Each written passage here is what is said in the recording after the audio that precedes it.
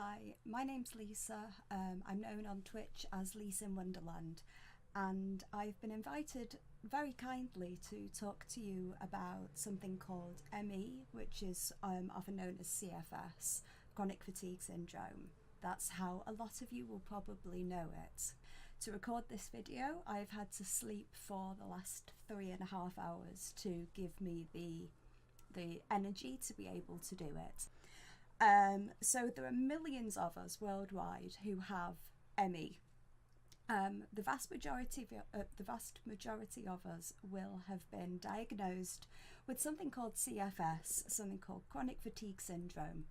We use the term ME, myalgic encephalomyelitis, because it has more weight. The term chronic fatigue syndrome has a lot of very negative connotations. It has been mocked, it has been made fun of. The idea that all this illness is fatigue, is tiredness, and it is so very, very wrong. There are, I think, about 17 million of us across the world who have been diagnosed with this. There are 250,000 of us here in the UK, again, sort of officially diagnosed. That does not necessarily mean that there aren't more of us, it's just that it's actually very hard to get a diagnosis because it is generally dismissed as a psychological illness. It's changing now, but up until this point, especially for women, it has been classed as hysteria. It's been classed as women trying to do too much, and therefore they're being punished, and they should just sit back and, do some embroidery or something. There's a very sort of patriarchal, ideological ideals about what CFS are, but they're changing. They're very slowly changing, which is nothing but positive. 3/4 of sufferers are actually women. For some reason, and they don't know why because they haven't done the research into it, women are affected by this more than men, by quite a substantial margin. The symptoms of the illness are that you have never-ending exhaustion. It does not matter how much you sleep, it does not matter how much you rest. You are going to be exhausted. You will always feel exhausted. I do not actually remember, and it's only been 3 years, but I do not remember what it's like to not permanently be exhausted, sometimes to the point of falling over because I have nothing left. We have sensory sensitivity, so I've had to record as well later on in the day because I can't deal with light. My brain and muscles in my eyes then don't work with my legs and my speech, so I find light very difficult to cope with. I'm wearing headphones, even though there's nothing on, because it's blocking out any sounds in the background, which mean that I can focus on this much more. I can focus on talking. Taste and smell go haywire, and that's really unpleasant, and especially unpleasant if you've got like somebody cooking for you because they're being very, very kind. The worst thing for me is the cognitive issues, because that is a massive problem for somebody who was an educator and a history teacher. The not being able to think, not being able to come up with words, not being able to put together sentences. We also get a lot of muscle pain, and these are things that you can't see, which is what makes it an invisible illness. Because at this point, if you see me streaming, if you see me online, you wouldn't know. I can no longer work, I can't clean, I can't cook because it's actually very, very dangerous for me. I can't pop to the shops, I can't see people. Since getting ill, I have lost most of my real life friends because I have no longer been able to meet up with people, see people, speak to people. I don't have the energy to reply to a text message. It's too much. And basically, you hide away because you are so embarrassed about it, and you feel so, and you're so unwell, and you don't have anything to give, and you don't feel like you have anything to give to the world anymore, because this has changed you. It has taken everything away from you, and you are alone. You are a prisoner in your own body, and you are trapped in four walls, and there is nothing that you can do about it, and you just have to hope that you have got a supportive family, you've got some supported friends, you've got a supportive network.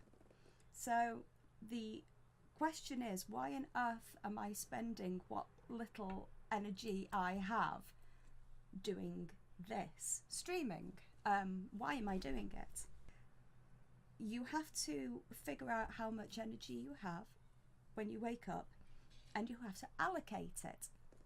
And so when I stream, I allocate. So I have to go, today I will stream, which means I cannot do anything else. It isn't understood that streaming is incredibly hard for people like me. And one of the major issues that I have noticed since starting streaming is that within the streaming community there is, and I think it's the same as in esports and gaming in general, there is a core sort of fundamental, quite sort of toxic masculinity, and that dictates what we should be like as women. We should be pretty. We should be wearing makeup, we should be vivacious, we should do our hair, we should look a certain way. And that in itself is exhausting, to have to try and be somebody that you can't be. You haven't been that person for a very long time. You do not have to be what sort of able-bodied people are telling you you have to be. You do not have to give that. You do not have to be that person.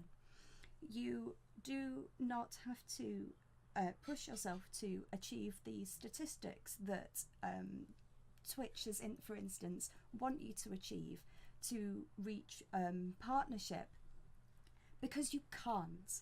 And that's unless you push yourself and maybe go against what your body is telling you and what your doctor is telling you. And that is unfortunate, because I know people with chronic illnesses on the platform who are partner. They have made themselves so much worse, and they will never get better now because they have pushed to achieve something which isn't necessarily within our remit. And the platform as a whole will push us, the people who do the YouTube videos of how to make partner in 2 months and all of this, and everything they say, having regular schedules, never being late to a stream, never cancelling a stream. That is not what people should judge themselves by. What you should judge yourself on is, did you take an extra step today? Because if you did, good on you. And this is, like I said, there's something I want to get out there and want to spread across the community, that you are, I said, you are just not alone. But there are a group of us who do understand, and we are going to start to get together, and we're going to start to talk about it online, like a sort of a talk show type thing. We are looking at making some YouTube videos to be supportive. We are going to try and do these things to help, because though it's exhausting, it's worth it, because we are spreading the word internationally. We are talking about illnesses like Crohn's, like fibro, like ME, and we are educating the world stream by stream. If we help each other, then we can change the world. We can do so much more with the time that we have. We can feel like we are going to achieve something. We can feel like we can be part of the world again. And that in itself is an incredibly special thing to have a platform to be able to do, to stand up for those who can't stand up for themselves. So that's me done. That's my ramble, my waffle, my soapbox. And thank you very much for listening and for taking this time, for inviting me here. And I hope you enjoy the rest of your day. Thank you very much. Goodbye.